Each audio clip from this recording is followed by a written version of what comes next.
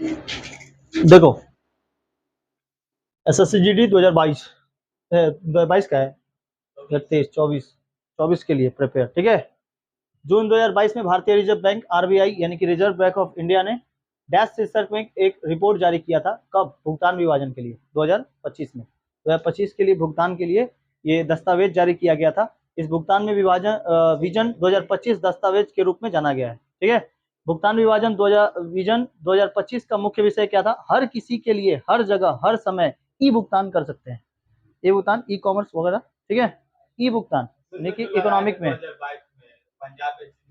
हाँ, उसके बाद देखो वैश्विक शांति सूचकांक ग्लोबल पीस इंडेक्स 2023 में 17वें संस्करण में भारत का स्थान कितना है? 126वां स्थान, ठीक है। एकदम पीस ग्लोबल में 126वां स्थान, ठीक है।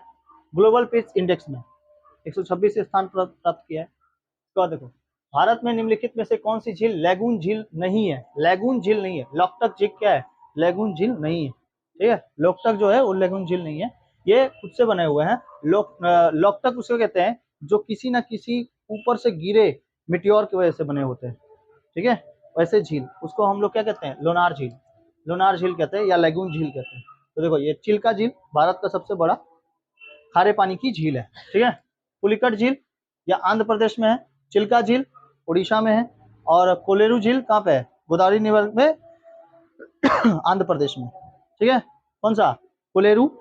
और चिल्का कहाँ पे है? उड़ीसा में। पुलिकट कहाँ पे है? आंध्र प्रदेश में, ठीक है। और लोकटक तटीय लैगून और प्रवाल द्वीपीय लैगून है, प्रवाल से बना हुआ है, ठीक है। ऐसे प्रवाल होते हैं ना, ये जीव होते हैं जो समुद्र के अंदर पाए जाते हैं, समुद्र के ऊपर। उसको ऐसे फेंक दोगे पानी में ना तो वो तैरेगा, ठीक है। राम सेतु ऐसा कहा जाता है कि इसी प्रवाल द्वीपों से बना हुआ है। प्रवाल द्वीप कैसे? लैगून की उत्पत्ति इतावली शब्द से लैगून से हुई है, जिसका अर्थ है झील या तालाब, ठीक है। लैगून शब्द भारत में प्रसिद्ध लैगून झील पुलिकट, चिल्का, बेम्बनाट, ये है बेम्बनाट। डैश का उपयोग मिश्रण के घटकों को अलग करने के लिए किया जाता है, जो दो मिश्रण तरल पदार्थ होते हैं जो बिना अपघटन के उबले और उनके क्वथनांक पर्याप्त अंतर होते हैं, ठीक है। आसवन में, आसवन का मतलब क्या होता है? यह एक ऐसी प्रक्रिया जिसका उपयोग मिश्रण के घटकों को उनके क्वथनांक, क्वथनांक जो होता है वो पीएच बैलेंस होता है, पीएच बैलेंस, ठीक है। जैसे स्किन का पीएच बैलेंस कितना है? 7.0, ठीक है, इसका पीएच बैलेंस है। उसी में अंतर का उपयोग करके अलग करने के लिए किया जाता है। मतलब कोई मिश्रण है उसको अलग करने के लिए क्वथनांक को क्या कर दीजिए? अलग कर दीजिए। तो पानी से तेल क्या हो जाएगा? अलग हो जाएगा। उसके क्वथनांक को अलग करेंगे। जैसे पानी और तेल देखना, वो लोग क्वथनांक मिलता नहीं है, वो लोग का बैलेंस मिलता नहीं है। तो इसके कारण क्या होता है कि पानी और तेल को अलग करना है तो आप उसके क्वथनांक को क्या कर दीजिए? अलग कर दीजिए, पानी और तेल अलग हो जाएगा। गुलबर्ग कर्नाटक में बहमनी साम्राज्य वास्तुकला की डैश शैली का प्रतिनिधित्व करता है, दक्कन की, ठीक है। दक्कन वास्तुकला का प्रतिनिधित्व करता है, ठीक है। 6 नंबर हाइग्रोमीटर। निम्नलिखित में से उपकरणों का उपयोग वायु गैस के आर्द्रता को मापने के लिए, हाइग्रोमीटर, आर्द्रता का मतलब क्या था? उसका नमी को मापने के लिए, ठीक है। नमी कौन सी है? जब आप पानी को ठंडे फ्रिज से निकालते हो उसके बाद रखते हो तो इधर अगल बगल की सारी हवाएं उससे जाकर टकराती है, तो वो उसके मुकाबले क्या रहता है? ठंडा रहता है पानी बोतल का। जैसे ये बोतल है ना, इसमें देखते हो बाहर बाहर क्या निकल जाती है? इसका पसीना निकल जाता है, ओस निकल जाता है। तो ये बोतल लीक नहीं कर रहा है, इसका मतलब क्या है कि अगल बगल की सारी हवाएं उससे टकरा रही है, ठीक है। चलो आगे देखो। इसका कंडला, ज्वारीय बंदरगाह का नाम क्या है? कंडला। पहले ही से सॉल्व कैसे ये हो गया रे, ठीक है। ये कौन है? कंडला। कंडला इसमें ज्वारीय बंदरगाह है, टिडल पोर्ट कहते हैं इसको। उसमें तमिलनाडु में कौन है? चेन्नई कृत्रिम बंदरगाह है, इसको बनाया गया है। दूसरे सबसे बेस्ट बंदरगाह है किसका? तमिलनाडु का। गुजरात का कंडला, कंडला कहाँ पर है? गुजरात में। तमिलनाडु में तूतीकोरिन भी है, और आंध्र प्रदेश में विशाखापट्टनम सबसे बिजी है। भारत का सबसे बड़ा बंदरगाह, सबसे गहरा बंदरगाह कौन है? विशाखापट्टनम। जापान को लॉ एस्टर के लिए निर्यात में संबंधित है। जहाजों के निर्माण और फिक्सिंग की सुविधाएं उपलब्ध कराता है विशाखापट्टनम। जापान से जितनी जहाजें, अगर उसको अमेरिका जाना है ना तो ये इधर से होते हुए जाएगा, फ्यूल बढ़ाएगा उसके बाद जाएगा। इसका 2023 में नेल्सन मंडेला अंतर्राष्ट्रीय दिवस का इधर इसका गलत हो गया रे, कौन सा है? The legacy lawn of you truth climate food and solidarity, ठीक है। इसमें अंतर्राष्ट्रीय दिवस के विषय में नेल्सन मंडेला के रूप में मनाया गया था। नेल्सन मंडेला 18 जुलाई को मनाया जाता है, ये डेट 18 जुलाई को अंतर्राष्ट्रीय नेल्सन मंडेला दिवस 18 जुलाई को मनाया जाता है, ठीक है। इसके बाद लाइकोपेन वर्णन निम्नलिखित में से किस फल अथवा सब्जी में बनाया जाता है? लाइकोपेन टमाटर में होता है। लाइकोपेन जो होता है वो टमाटर में, जैसे मेलानिन, मेलानिन के कारण इसका शरीर, ठीक है, तो शरीर का रंग निर्धारित होता है मेलानिन के कारण, मानव के शरीर के अंदर, इसके अंदर क्लोरोफिल होता है। लाइकोपेन जो होता है तरबूज, तरबूज, टमाटर, लाल गाजर, पपीता, गुलाबी अमरूद, ये सब के लिए फेमस है, ठीक है। लाइकोपेन उन लोग के कलर को निर्धारित कर देता है। और मिर्चा के लिए भी, मिर्चा जो हरा लाल हो जाता है ना, शिमला मिर्च देखते हो तो लाल कलर का मिलता है, पीला कलर का मिलता है, तो कम बेसी के कारण होता है लाइकोपेन। भारतीय संविधान में पंचवर्षीय योजना की अवधारणा डैश से लाई गई है? रूस से लाई गई है। पंचवर्षीय योजना का अवधारणा कहाँ से लाई गई? रूस से। 5 वर्षों में होने वाली। टेबल टेनिस में टेबल की ऊपरी सतह की लंबाई कितनी होती है? 274 सेंटीमीटर, ठीक है, टेबल टॉप ऊपर में। ये क्वेश्चन इंपॉर्टेंट है, तो क्वेश्चन पूछते हैं। 17 देखो वर्ष 1998 में भारतीय गणराज्य के किस नागरिक को नोबेल पुरस्कार से सम्मानित किया गया था? अमर्त्य सेन, ठीक है, अमर्त्य सेन को निर्वाचित किया गया था 1998 में। केंद्रक और कोशिका झिल्ली के बीच में जेली जैसा पदार्थ पाया जाता है, उसको कोशिका द्रव्य कहते हैं, ठीक है, कोशिका द्रव्य कहते हैं। कोशिका द्रव्य दो को साइटोप्लाज्म और न्यूक्लियोप्लाज्म से मिलकर बना होता है। न्यूक्लियस के अंदर न्यूक्लियोप्लाज्म होता है, क्योंकि उसके अंदर भी क्रोमोजोम्स होते हैं, डीएनए होता है, आरएनए होता है, बहुत सारी चीजें होती हैं, इसलिए कोशिका द्रव्य, ठीक है। और बाहर में जो कोशिकाएं होती हैं, कोशिका जो होता है, इस कोशिका में जैसे मान लो ये कोशिका, कोशिका के अंदर क्या रहता है? Mitochondria, centrosome, lysosome, ribosome, nucleus, ठीक है, ऐसे बहुत सारी चीजें रहती हैं, बहुत सारा है। उसके बाद इंडोप्लाज्मिक रेटिकुलम, राइबोसोम वगैरह, लाइसोसोम, वैक्यूल्स, तो बहुत सारी चीजें हैं। तो इसको आपस में टकरा ना जाए, इसीलिए सेल प्लाज्म, इसके अंदर कोशिका द्रव्य भरा रहता है, ठीक है। कोशिका के अंदर भरा है तो कोशिका द्रव्य, कोशिका के अंदर भरा है कोशिका द्रव्य, न्यूक्लियस के अंदर भरा है तो न्यूक्लियो यानी कि न्यूक्लियस यानी कि केंद्रिका द्रव्य, इस दोनों को मिला देते हैं तो जीव द्रव्य कहा जाता है, यानी प्रोटोप्लाज्म कहा जाता है। समझ में आया? आगे देखो, संशोधित भारत ऊर्जा सुरक्षा परिषद IESS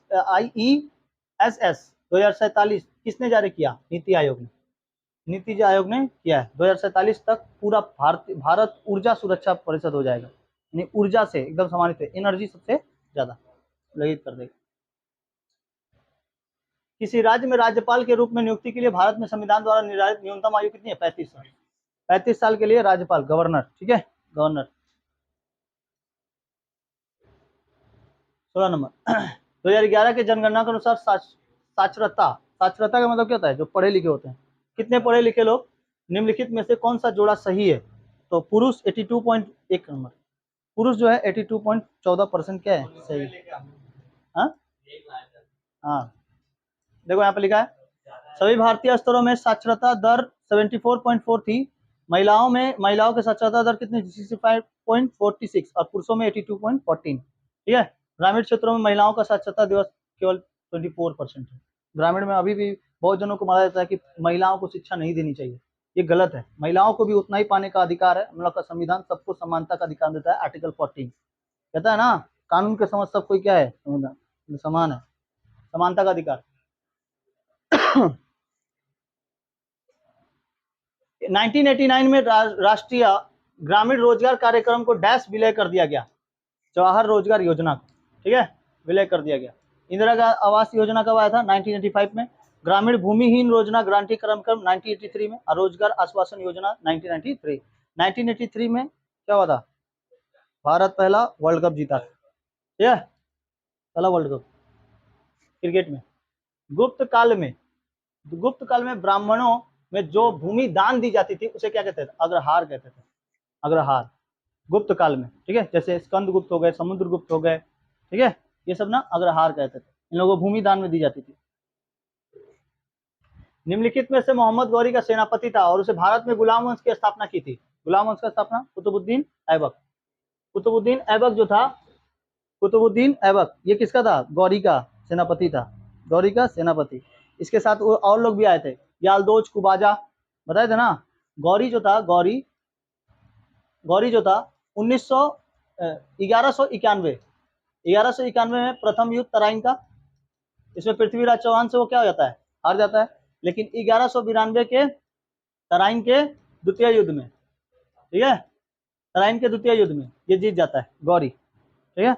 और 1194 चंदवार जयचंद के साथ होता है, चंदवार, ठीक है। पृथ्वीराज चौहान इसको लगभग 17 बार हराता है, मोहम्मद गौरी को। ये गौर देश से आने वाला, अफगानिस्तान में पड़ता है गौर देश, वहां से आया हुआ है, ठीक है, वहां से आया हुआ था। भारत में इससे पहले मुस्लिम आक्रमणों का 4 बार आक्रमण हो चुका था।